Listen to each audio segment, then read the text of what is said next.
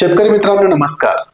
जसं की तुम्ही स्क्रीनवरती बघत आहात, आजचा व्हिडिओ कांदा पिकाबद्दल असणार आहे आणि आजच्या व्हिडिओमध्ये मी तुम्हाला सांगणार आहे की जर तुम्ही पावसाळी हंगामामध्ये कांदा करत असाल तर त्या पावसाळी हंगामाच्या कांद्यामध्ये बी पेरणीनंतर किंवा रोपांच्या पुनर्लागवडीनंतर काढणीपर्यंत आपल्याला फवारणीचं कशा प्रकारे नियोजन करायचं आहे, म्हणजे पावसाळी कांद्याचं संपूर्ण फवारणीचं शेड्यूल मी तुम्हाला आजच्या व्हिडिओमध्ये सांगणार आहे।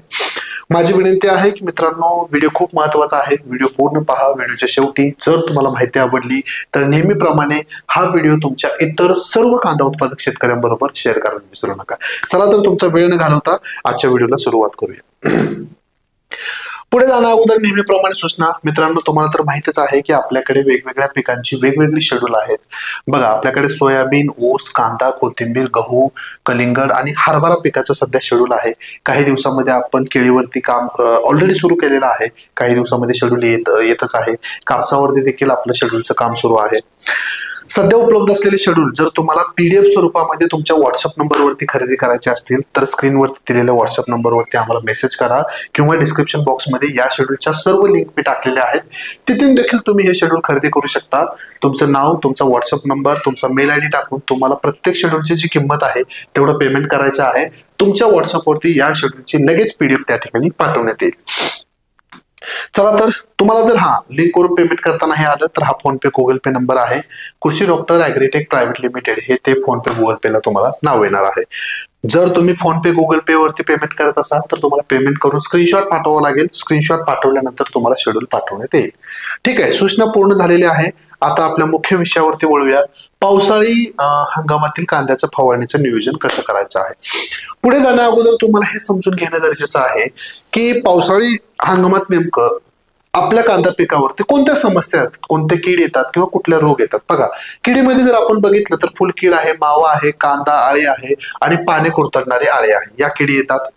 कांद्यावरती पावसाळ्यात रोग जर बघितले तर मर रोग आहे, केवडा आहे ज्याला आपण डाउनी मिल्ड्यू म्हणतो, मर म्हणजे विल्ट रोग आहे, मुळकूज आहे, करपा आहे आणि काने रोग आहे, पर्पल ब्लॉच आपण ज्याला म्हणतो।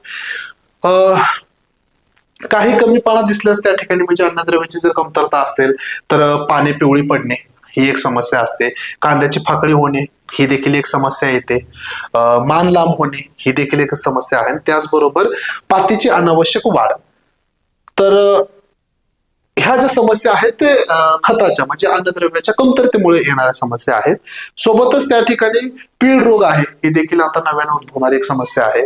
तर ह्या सर्व समस्यासाठी आपल्याला त्या ठिकाणी कांद्याचं फवारणीचं प्रॉपर शेड्यूल तयार करणं गरजेचं आहे की कुठल्या दिवशी आपल्याला कुठली फवारणी करायची आहे तेच आपण पुढे पाहणार आहोत। या सर्वांवर वेळोवेळी फवारणी करणे आवश्यक आहे, अन्यथा आपले मोठे नुकसान होऊ शकते। नक्कीच योग्य वेळी योग्य औषधाची फवारणी केली तर आपल्याला रिझल्ट पटकन मिळतात, कमी खर्चामध्ये मिळतात आणि उत्पादन चांगलं मिळतं। जेवढं आपण लेट करू तेवढं त्या शेतकरी मित्रांनो खर्च वाढत जातो, रिझल्ट देखील आपल्याला म्हणावं तसे मिळत नाहीत। हे जे आता मी तुम्हाला शेड्यूल सांगणार आहे ते रोप लागवडीचं वेळापत्रक आहे, ज्या ठिकाणी आपण कांद्याची रोप लावतो। जर तुम्ही थेट बियाची पेरणी करत असाल तर पेरणीनंतर 30 दिवसांनी हे वेळापत्रक आता जे मी सांगणार आहे ते तुम्हाला वापरायला सुरुवात करायची आहे। पुन्हा एकदा सांगतो, रोप लागवडीचं शेड्यूल आहे। जर तुम्ही डायरेक्ट बियाची पेरणी केली असेल, म्हणजे बरेच शेतकरी डायरेक्ट इसकुटून बियाणं पेरतात किंवा यंत्राच्या साहाय्याने बी पेरणी करतात, तर त्या ठिकाणी बी पेरल्यानंतर 30 दिवसांनी मी सांगितलेले वेळापत्रक तुम्हाला वापरायला सुरुवात करायची आहे। ठीक आहे, तर ह्या होत्या काही सूचना। आता कॅलेंडर, प्रत्येक स्क्रीनचा फोटो काढून घेतला तरी चालेल। बघा, फवारणीचं वेळापत्रक, पहिली फवारणी, दुसरी फवारणी, तिसरी फवारणी आहे, पुढे देखील बऱ्याच फवारणी आहेत। रोप लागवडीनंतर बियाणे लागवडीनंतर वेगवेगळे दिवस आहेत, दिवस मोजून आपल्या लागवडीच्या पद्धतीनुसार दिवस मोजायचे आहेत आणि त्यानुसार फवारणी करायची आहे। पहिली फवारणी रोप लागवडीनंतर 10 ते 15 दिवसांनी, जर बियांची पेरणी केली असेल तर 25-30 दिवसाच्या दरम्यान तुम्ही घेऊ शकता। काय घ्यायचं आहे, 19-19 5 ग्रॅम, साप 2 ग्रॅम, कराटे 1.5 मिली आणि बायोविटा एक्स 2 मिली। सांगितलेलं प्रमाण प्रति लिटर पाण्याचं आहे, सगळ्या फवारणीचं प्रमाण प्रति लिटर पाण्याचं आहे। आपल्याला आवश्यक तेवढं पाणी घ्यायचं आहे आणि मग फवारणीचं नियोजन करायचं आहे। दुसरी फवारणी रोप लागवड असेल तर 20 ते 25 दिवसांनी आणि बियाची पेरणी असेल तर 35 ते 40 दिवसाच्या दरम्यान केली तरी चालेल। कोनिका 2 ग्रॅम, मायक्रोन्यूट्रिएंट मिक्स 1 ग्रॅम, जर गरज असेल तर स्टिकर तुम्हाला प्रत्येक फवारणीमध्ये मिसळायचं आहे। दुसरी फवारणी झाली। तिसरी फवारणी 30 ते 35 दिवसानंतर लागवडीच्या, जर रोप लागवड असेल, बियांची लागवड असेल तर तुम्ही 50 ते 55 दिवसाच्या दरम्यान ही फवारणी घेऊ शकता। फवारणीमध्ये आपल्याला फॉलिक्युलर 1 मिली, सोलोमन 1 मिली आणि धनजाईम गोल्ड 2 मिली घ्यायचा आहे. सांगितलेलं प्रमाण 1 लिटर पाण्याचं आहे. प्रत्येक वेळेस स्टिकर मिसळायचं का नाही हे आपण ठरवायचं आहे. वातावरण ढगाळ असेल, पावसाची शक्यता असेल तर 100% तुम्हाला स्टिकर मिसळायचं आहे. आणि पाण्याचा पीएच बॅलन्स नसेल तर औषधं टाकण्या अगोदर त्या ठिकाणी पीएच बॅलन्सर टाकून पाणी आपल्याला स्थिर करून घ्यायचं आहे. पाण्याचा पीएच बॅलन्स करून घ्यायचा आहे. तर ह्या सुरुवातीच्या 3 फवारण्या. आता 4थी, 5वी आणि 6वी 6च फवारणी आपण घेतो, त्याच्यापेक्षा जास्त फवारणी घेत नाही. 4थी फवारणी रोप लागवड असेल तर 25 ते 50 दिवसांनी, बी लागवड असेल, बी पेरणी असेल तर 65-70 दिवसाच्या दरम्यान फवारणी घेतली तरी चालेल. कॅब्रिओटॉप 3 ग्रॅम, कॉन्फिडॉर कॉन्फिडॉर सुपर आहे अर्धा मिली आणि मायक्रोन्यूट्रिएंट मिक्स 1 ग्रॅम प्रति लिटर पाण्याचं हे प्रमाण आहे. 5वी फवारणी रोप लागवडीनंतर 60 ते 65 दिवसांनी, जर बियांची पेरणी केली असेल तर 80-85 दिवसात दरम्यान घेतली तरी चालेल. कस्टोडिया 1.5 मिली, पोलिस अर्धा ग्रॅम, इसाबियोन 2 मिली 1 लिटर पाण्याचं प्रमाण आहे. आणि 6वी म्हणजे शेवटची फवारणी रोप लागवडीनंतर 75 ते 80 दिवसानंतर, किंवा जर तुम्ही बियांची पेरणी केली असेल तर 95-100 दिवसाच्या दरम्यान ही फवारणी केली तर चालेल. 0050 5 ग्रॅम, चमत्कार 2 मिली आणि बोरॉन 20% 1 ग्रॅम घ्यायचं आहे. सांगितलेलं प्रमाण 1 लिटर पाण्याचं आहे. तुम्ही फोटो घेऊ शकता काढून याचा. मित्रांनो, ह्या पहिल्या 3 फवारण्या आणि ह्या दुसऱ्या 3 फवारण्या म्हणजे एकूण 6 फवारण्या आपल्याला करायच्या आहेत. या फवारणी करताना काही सूचनांचं पालन देखील आपल्याला करायचं आहे. म्हणजेच काय, फवारणी सकाळी किंवा सायंकाळी करायची आहे. भर उन्हामध्ये, भरपूर पाऊस असताना, वेगाचं वारं वाहत असताना, ढगाळ वातावरण असताना फवारणी करणं टाळायचं आहे. पिकाच्या वाढीनुसार व रोग कीड नियंत्रणासाठी योग्य त्या अंतराने फवारणी करावी. म्हणजे सांगितलेल्या शेड्यूलचाच वापर करा. उगाच आज फवारणी केली की लगेच 2 दिवसांनी फवारणी करू नका. पहिल्या फवारणीला काम करू द्या, मग सांगितलेल्या अंतराच्या गॅपनुसार तुम्हाला फवारणी करायची आहे. शिफारस केलेल्या प्रमाणातच औषधे वापरा. विनाकारण ओगर रोग कीड जास्त दिसते म्हणून अर्धा मिली 1 मिली औषधाचं प्रमाण वाढवू नका. हे बघा, जास्त औषध वापरणं म्हणजे लगेच रोग कंट्रोल होता असं नाही, त्याचा पिकावर विपरीत परिणाम देखील होतो. म्हणून शिफारसीत औषधाचं त्या ठिकाणी मात्रा वापरा. परस्पर विरोधी कीटकनाशक किंवा बुरशीनाशकाचे मिश्रण टाळा.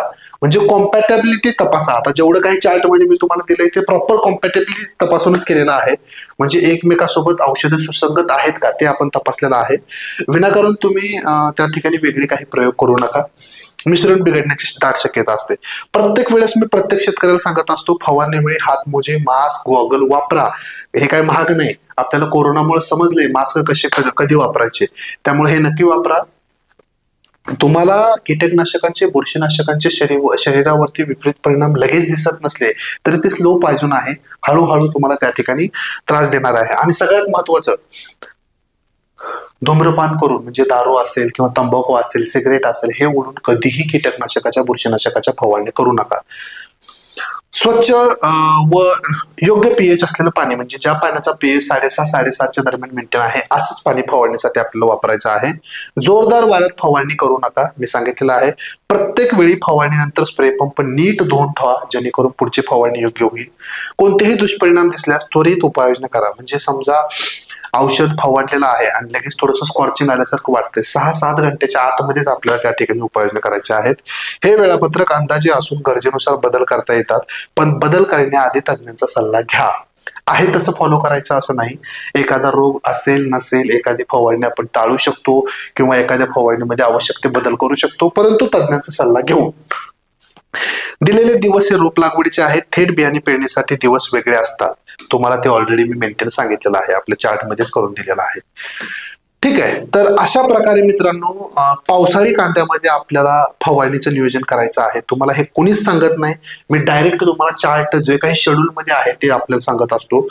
शेड्यूल मध्ये तुम्हाला कांद्याच्या इतर आणखीन भरपूर माहिती आहे. फोटो सहित आपण वेगवेगळं नियंत्रण दिलेलं आहे. खूप महत्वाचं आणि खूप डिटेलमध्ये आपण शेड्यूल बनवलेलं आहे. खास करून कांद्याचं शेड्यूल 148 रुपयाचं आहे. खरेदी करायचं असेल तर व्हॉट्सअपवरती मला मेसेज करा की आम्हाला हे शेड्यूल पाहिजे, किंवा डिस्क्रिप्शन बॉक्समध्ये लिंक आहे त्याच्यावरून तुम्ही पेमेंट करू शकता. ठीक आहे मित्रांनो, अतिशय थोड्या वेळामध्ये खूप महत्वाची माहिती तुम्हाला सांगण्याचा प्रयत्न केलेला आहे. व्हिडिओ माहिती कशी वाटली कमेंट्स बॉक्समध्ये नक्की सांगा. खरंच व्हिडिओ चांगला असेल तर तुमच्या सर्व कांदा उत्पादक शेतकऱ्यांबरोबर या व्हिडिओची लिंक शेअर करायला विसरू नका. भेटूया एका नवीन व्हिडिओमध्ये. तुर्तास धन्यवाद.